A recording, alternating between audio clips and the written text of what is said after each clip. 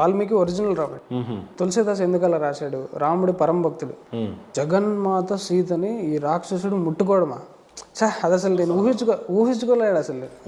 కాలిపోతాడు పార్వతీమాత అది ఇది అని అనుకుని రాస్తాడు అనమాట. ఇంకా ముట్టుకోలేదు అని రాసేస్తాడు, అంటే భూమిలో పెట్టి డైరెక్ట్గా తీసుకెళ్లారన్న సంభవం. ఇట్లా ఒక్కొక్కరు చేసిన డిస్టార్షన్స్ అన్నిటిని ఇప్పుడు కొన్ని 200 రకాల రామాయణాలు ఉన్నాయంట. ఒక్కొక్కటి అంటే దాంట్లో మనము ఒరిజినల్ కాపీని పట్టుకోవాలి, వాల్మీకి రామాయణం పట్టుకోవాలి.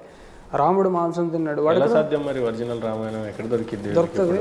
శ్రీరామ చక్రధర్ గారు విజయనగరంలో వాల్మీకి రీసెర్చ్ సెంటర్ అని పెట్టారు, కేవలం దీనికోసమే. అది చాలా లేట్గా స్టార్ట్ అయింది యాక్చువల్లీ.